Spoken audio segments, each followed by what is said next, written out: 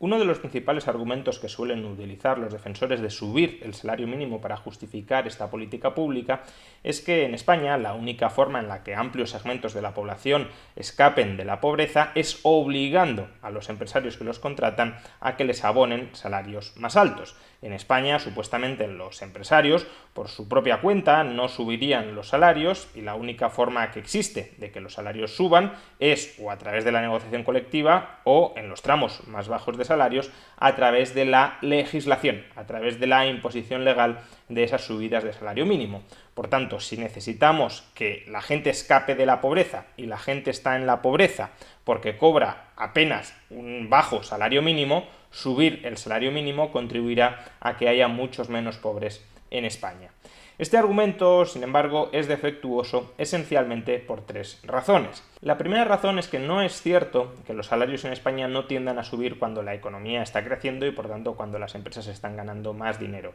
Efectivamente, si vamos a las estadísticas del Instituto Nacional de Estadística, uno verá que en periodos de expansión los salarios en España no suben de manera significativa, que están estancados, y eso lleva a mucha gente a pensar que, como decíamos, los empresarios no suben motu propio los salarios en España. Sin embargo, esta estadística es defectuosa, dado que adolece del llamado efecto composición. Durante los periodos de crecimiento económico, en España no solo se incrementan los salarios de los trabajadores que conservan su empleo, sino que también se genera mucho nuevo empleo, generalmente este nuevo empleo a bajos salarios. Por tanto, cuando extraemos la media salarial en España, salarios que se revalorizan entre los trabajadores que mantienen su empleo y salarios bajos que se incorporan a la masa salarial por parte de los nuevos trabajadores que acceden a un empleo, el promedio salarial sale que no aumenta mucho o incluso que está estancado. Lo mismo sucede durante las recesiones. Durante las recesiones España destruye mucho empleo, especialmente empleo de bajo salario, con lo cual en las estadísticas parece que los salarios no decrezcan significativamente o incluso que suban. ¿Por qué? Porque aunque se recorte el salario de aquellos trabajadores que mantienen su empleo, como dejamos de promediar a la baja los salarios de aquellos trabajadores mal pagados que pierden su empleo, el salario promedio o no baja o incluso sube. Pues bien, si filtramos este efecto composición, es decir, si eliminamos la influencia que sobre el salario medio estimado por el INE ejercen los flujos de entrada y de salida al mercado laboral, comprobaremos que en efecto los salarios sí suben durante las expansiones, los salarios de aquellos trabajadores que tenían empleo, y que los salarios también bajan, como es esperable, durante las recesiones, durante las depresiones, de nuevo los salarios de aquellos trabajadores que no son despedidos y mantienen su empleo. Esta ha sido, de hecho, la conclusión a la que ha llegado un reciente paper del economista Juan Francisco Gimeno, que muestra que filtrando los salarios por este efecto composición y por otros efectos composición, como las cualificaciones técnicas de la nueva fuerza laboral, lo que comprobamos es que, en efecto, los salarios sí suben durante los periodos de expansión económica. Por tanto, esta es la primera mentira de los defensores del salario mínimo. Segunda mentira, o al menos segundo error, o segundo problema de la tesis que hemos expuesto al principio.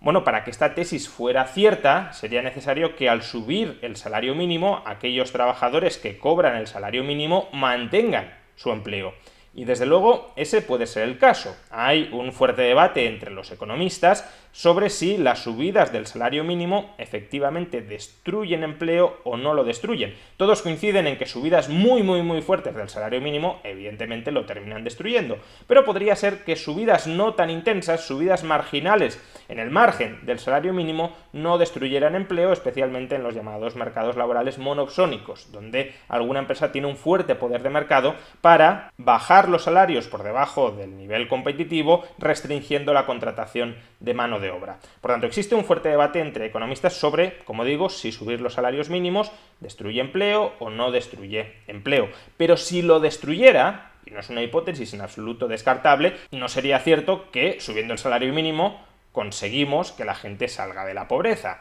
¿Por qué? Pues porque aquellos trabajadores que estarían cobrando menos, después de subir el salario mínimo, podrían ser despedidos y entonces ya no es que siguieran cobrando poco, es que pasarían a no cobrar nada. Y por tanto se está en una situación de más pobreza cuando no cobras nada, cuando estás en el paro, que cuando tienes un empleo, aunque sea un empleo mal pagado o insuficientemente bien remunerado, tal como nos gustaría a muchos. Por consiguiente, la tesis, el argumento de los defensores de subir el salario mínimo descansa evidentemente sobre la hipótesis de que incrementar el salario mínimo no destruye empleo, porque si lo destruye, los ingresos que llegan a final de mes a los hogares de aquellos trabajadores afectados por la subida del salario mínimo podrían ser más bajos después de subir el salario mínimo y condenarles al paro o condenarles a una reducción de la jornada laboral que antes de subir el salario mínimo. Y a este respecto, ¿qué evidencia tenemos sobre la economía española? Bueno, pues la evidencia más reciente que tenemos es un estudio que efectuó el Banco de España con respecto a la subida del salario mínimo del 8%, no del 23% como la que se produjo en 2019, sino del 8% en 2017, y el resultado de este estudio es que 12.000 personas perdieron su empleo como consecuencia de la subida del salario mínimo. Es verdad que otras lo conservaron y vieron incrementar sus ingresos a final de mes, pero los ingresos extra que consiguieron de manera muy dispersa los trabajadores afectados por la subida del salario mínimo que conservaron el empleo no fueron superiores a los daños concentrados, a los ingresos concentrados que perdieron aquellos trabajadores que fueron despedidos como consecuencia de la subida del salario mínimo. Es decir, que la masa salarial, como consecuencia de aumentar el salario mínimo, no creció. Sí, algunos cobraron algo más, a costa de que unos pocos, 12.000, cobraran muchísimo menos. En concreto, nada, porque fueron despedidos. El estudio del Banco de España no estima la reducción de horas trabajadas, pero sabemos que esa es otra de las vías en las que se puede manifestar el salario mínimo, la subida del salario mínimo. Por tanto, al menos en España existen dudas muy razonables de que la subida del salario mínimo no destruye empleo. La evidencia más reciente que tenemos sobre el año 2017 es que sí lo destruyó, y si lo destruye no es cierto que se pueda salir de la pobreza aumentando el salario mínimo. Al contrario, condenas todavía a más gente a la pobreza. Pero en tercer lugar, hay un tercer argumento, que este sí resulta incuestionable y todo el mundo debería aceptarlo, sobre por qué la subida del salario mínimo no es ni muchísimo menos la panacea contra la pobreza. Y es que en España la pobreza, incluida la pobreza laboral, es decir, la pobreza de aquellos trabajadores que tienen empleo, no se debe esencialmente a que se estén cobrando bajos salarios. La pobreza se debe o a que estás en el paro, o a que trabajas muy pocas horas a la semana, no necesariamente porque lo decida el trabajador, sino porque el trabajador a duras penas ha conseguido encontrar un empleo a tiempo parcial. En particular, 2/3, el 66% de todos los trabajadores pobres son trabajadores que están trabajando a tiempo parcial, que no trabajan la jornada completa. Y como trabajan pocas horas en el conjunto del mes, insisto, no porque ellos escojan trabajar pocas horas, sino porque el mercado laboral no les proporciona oportunidades para encontrar empleos a jornada completa, como trabajan pocas horas, a final de mes terminan ingresando poco. No es porque su salario por hora sea necesariamente el salario mínimo. Por hora pueden estar cobrando más, incluso bastante más, que el salario mínimo interprofesional. El problema es que si trabajas 20 horas a la semana, 15 horas a la semana, 10 horas a la semana, aunque cobres bastante por hora, a fin de mes terminarás ingresando cantidades modestas que pueden estar por debajo del salario mínimo a jornada completa. Y por tanto, insisto, el gran problema de la pobreza en España es qué hacemos con los parados, cómo conseguimos que los parados tengan la oportunidad de encontrar empleo y qué hacemos con las jornadas parciales involuntarias, no con las voluntarias, que son perfectamente legítimas y deseables, sino con las involuntarias, es decir, aquellos trabajadores que querrían estar trabajando a jornada completa, pero que no encuentran nada más que una jornada a tiempo parcial. Esos dos grandes problemas,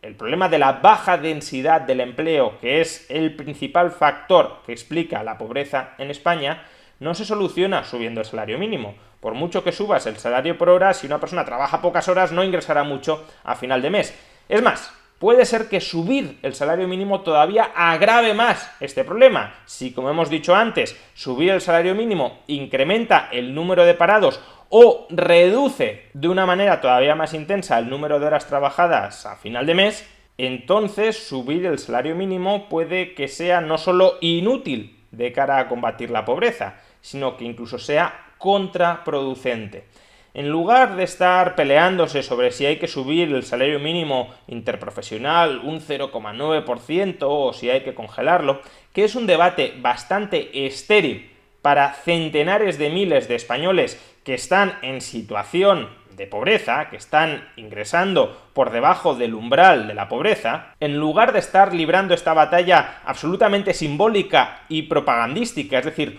una batalla de consignas de cara a la galería, mirad qué sociales somos, que hemos conseguido imponer dentro del gobierno nuestra voluntad de subir el salario mínimo, eso demuestra la utilidad de un partido como Unidas Podemos de cara a las próximas elecciones, votadme, mantenedme en el poder. En lugar de hacer este tipo de sainete, porque es en el fondo un sainete que no soluciona los problemas de fondo de los españoles, lo que deberían estar discutiendo de manera honesta, de manera sincera, de manera rigurosa los distintos políticos y por supuesto el gobierno de España es qué reformas en el mercado laboral hemos de efectuar para incrementar el número de trabajadores que tienen empleo y para reducir el número de trabajadores que están en una jornada parcial de manera involuntaria. Esa es la gran reforma pendiente del mercado laboral. Una reforma que a juicio de muchos tendría que pasar por una liberalización del mercado laboral para así rebajar muy sustancialmente los costes de la contratación indefinida